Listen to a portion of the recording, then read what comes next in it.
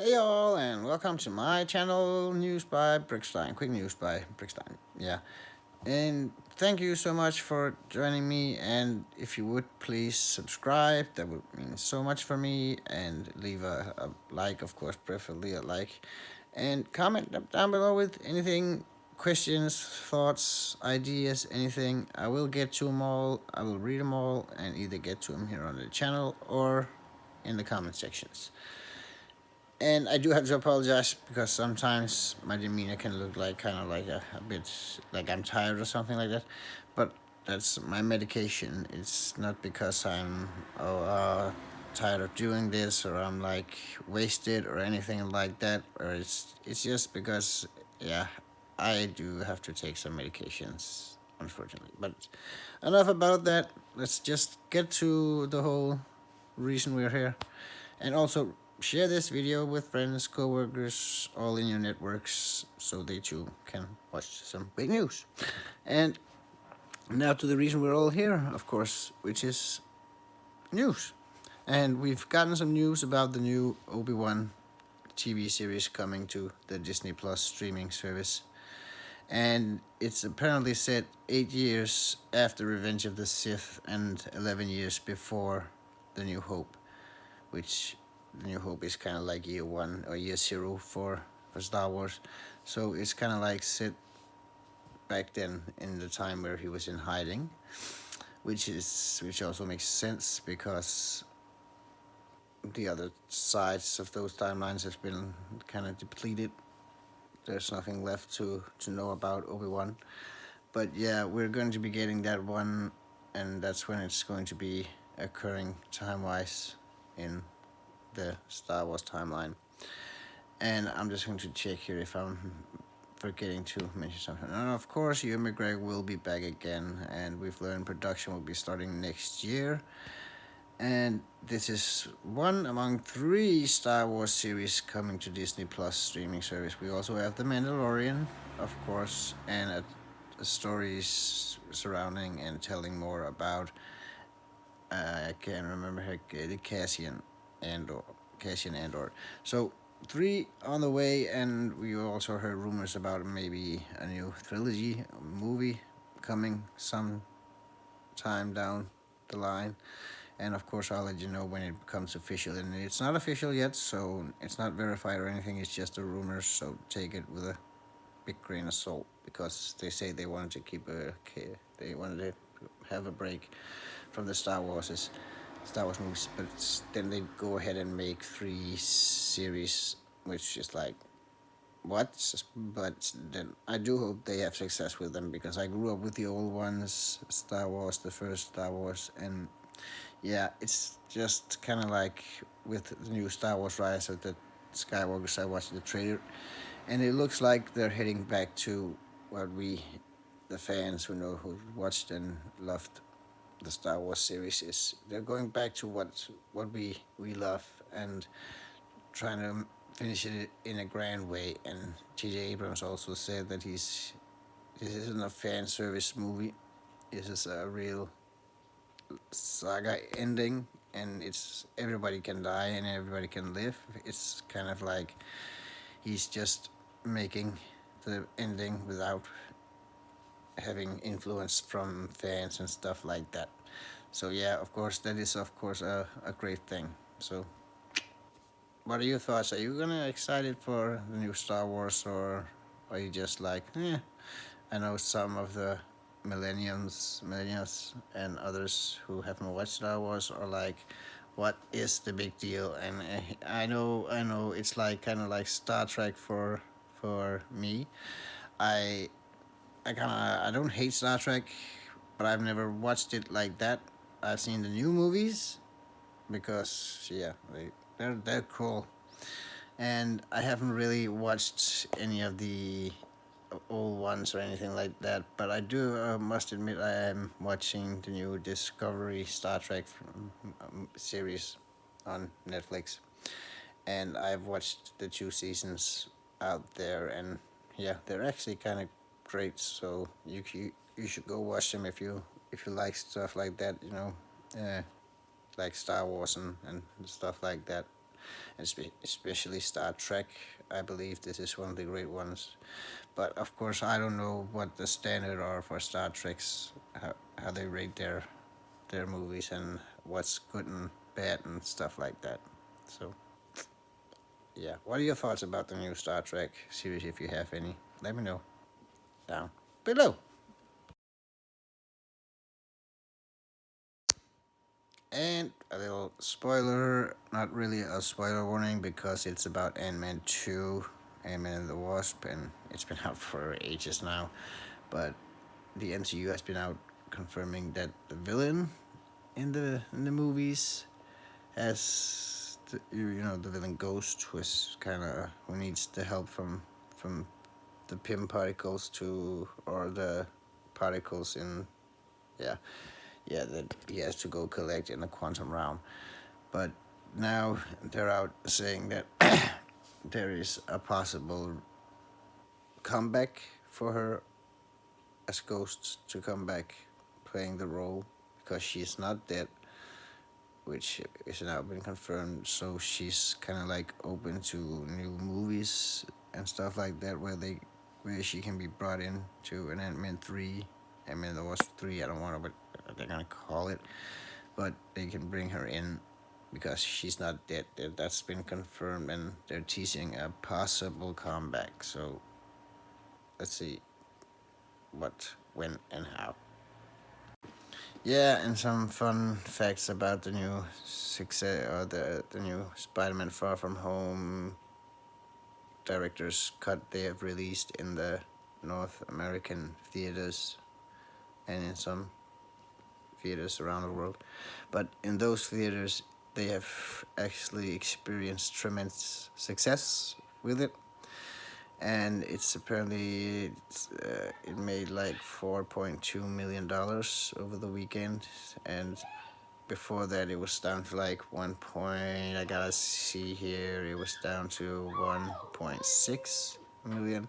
So like normal movies go like this in earnings and dip slowly, but they had a rise after they released this, and they're kind of like saying that they're repeating the Marvel formula for success or guaranteeing success, because they're saying Marvel with Avengers Endgame, when they wanted to re-release it, put in 7 extra minutes, which brought a whole heap of people in to watch it.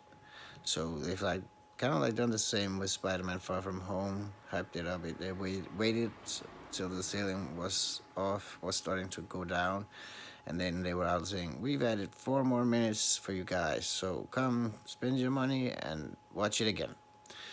So of course some people did, and I don't live in the U.S. and I don't live near a theater where it's possible for me to go watch it. But even if I would have chosen another movie, because 4 minutes, come on, I don't want to pay like in Denmark it's almost $100 just to go to the theaters and get some popcorns and stuff like that. So yeah, I would rather save the like 80. It's probably $80, 75 when you get soda and popcorn, of course. And we've gotten a new trailer for the new series Batwoman, and of course with the first trailer getting a whole heap of criticism from fans and stuff alike. This one, I gotta say, it looks kind of great. And I'm watching the other superhero movies that they're doing, DC are doing, like Flash, and I just finished Arrow the last season, or I'm finishing Arrow the last season. I have like a few episodes left. But I'm watching those series, Supergirl also. I'm watching those series, so I will probably be giving this a chance. So, and we've gotten a little bit about the plots, so I can tell you a little bit about what's going on. And of course, this is a Gotham where Batman has been, where he disappeared 3 years ago. So there's a new void for a hero to fill, and that void is of course going to be Batwoman. But she has to earn her hero status. She can't just put on a suit and be like, "I'm Batwoman, I'm a hero."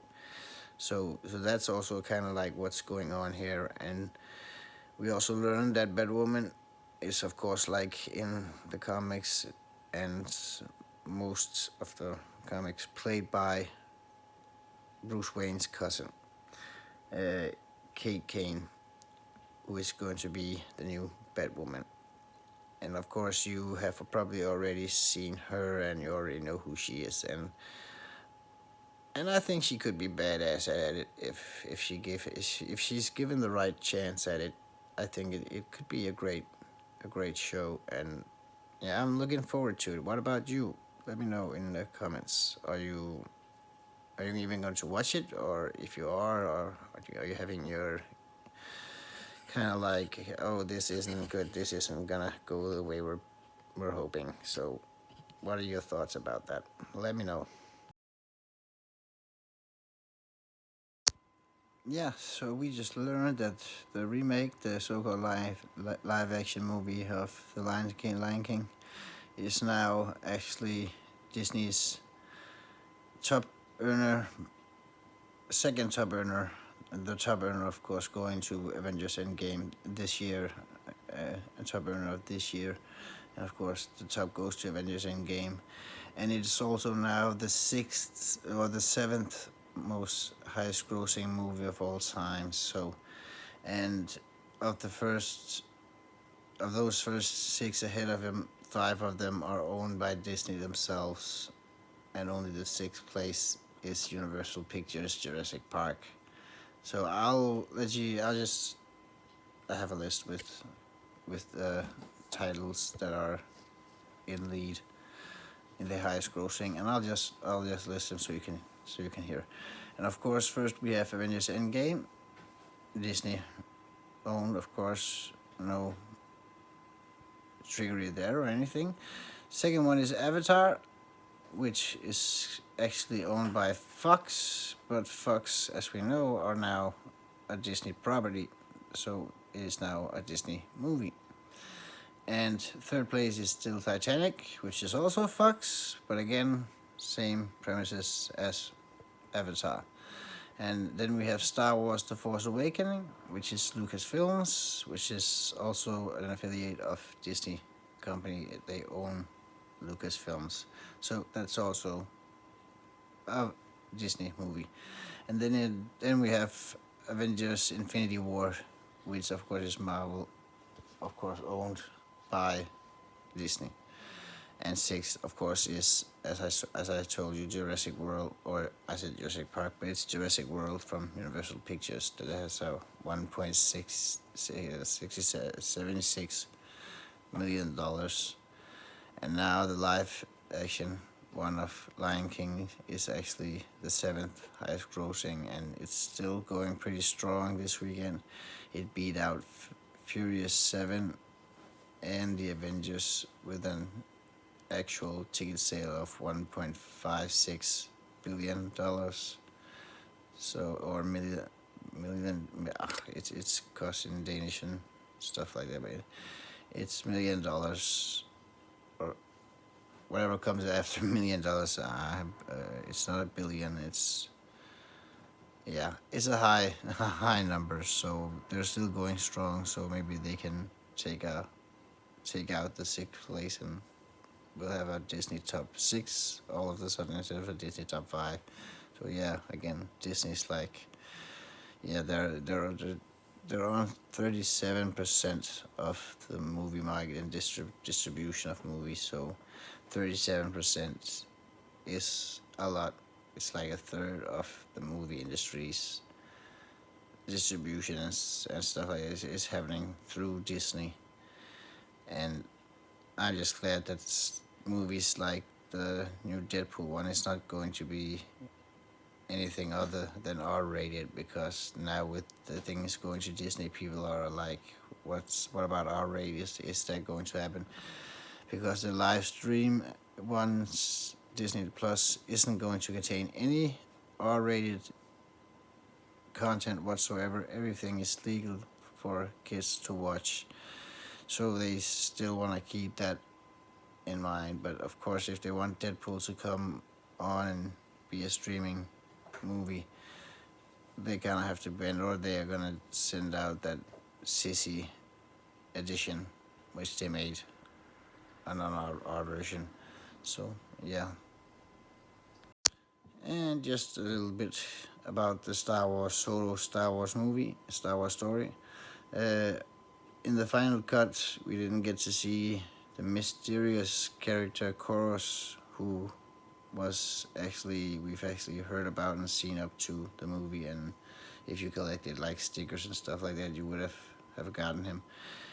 And not that I do, but he was removed from the final cut of the movie, and now a user have been out asking the script writers who this mystical character is, and their answer was quick and short. He is Koros, and he is supposedly the big brother to Lando Calrissian, a big name, of course, in the Star Wars universe. And that got removed, maybe because they don't want it to be canon, and they kind of like didn't want to have that part in, and didn't want to have him have a big brother, because also where have you been in the old Star Wars movies and such, and like it would raise a whole lot of question and make a whole lot of a giant hole in the plot hole in the old movies as well. So yeah, only a good idea, I think. If you think otherwise, let me know. So yeah, thank you all so much for watching, and please do hit that subscribe button and smash that like button, because it helps me tremendously and it helps me so much build my affiliations with other companies and can help me bring giveaways. And I also do have a giveaway coming at when I have 50 subscribers. I'll be giving away a movie prop, and it's not just in which prop it is yet, and I'll, depending on which movie the winner likes and stuff like that, I'll be getting it out of that. But please do subscribe, because you need to subscribe, and you need to be a comment each, or a comment, just comment with I'm here, and you'll be in the contest. And you can also follow me on Twitter and Instagram and Snapchat.